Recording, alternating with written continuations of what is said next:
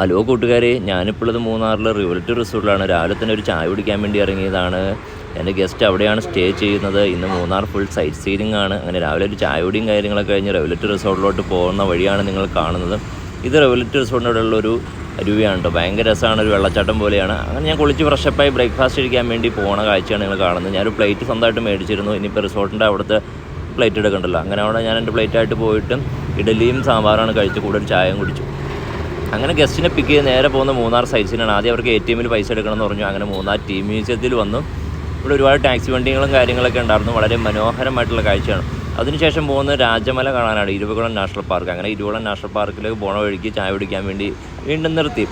അവിടെ വളരെ മനോഹരമായിട്ടുള്ള അരുവി ഒഴുകുന്നുണ്ട്.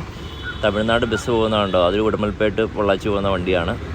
അങ്ങനെ നാഷണൽ പാർക്കിലേക്കുള്ള യാത്രയാണ് നിങ്ങൾ കാണുന്നത്. അങ്ങനെ നാഷണൽ പാർക്കിൽ ഗസ്റ്റിനെ ഇറക്കി വിട്ടു, വണ്ടി കൊണ്ടുപോയി പാർക്ക് ചെയ്തു. വലിയ തിരക്കും കാര്യങ്ങളൊക്കെ ഉണ്ടായിരുന്നില്ല കേട്ടോ. അങ്ങനെ ഞാൻ അവിടെ ഇതിൽ കൂടെ നമ്മൾ ലോട്ടറി എടുക്കുന്ന സ്ഥിരം ചേട്ടനുണ്ടായിരുന്നു. ചേട്ടൻ്റെ നിന്ന് ഒരു ലോട്ടറിയും കാര്യങ്ങളൊക്കെ എടുത്തു.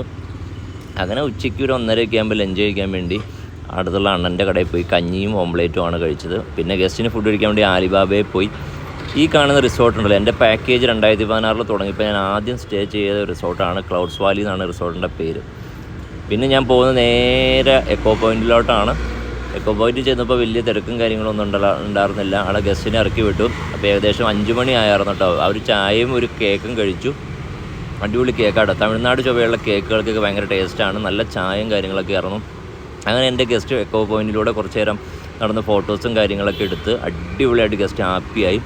അങ്ങനെ ഇന്നത്തെ വീഡിയോ ഞാൻ ഇവിടെ വൈൻഡപ്പ് ചെയ്യുകയാണ്. എൻ്റെ വീഡിയോ ഇഷ്ടമായാൽ സപ്പോർട്ട് ചെയ്യുക, ലൈക്ക് ചെയ്യുക, എന്നെ കമൻറ്റ് ചെയ്യുക. Thank you so much all.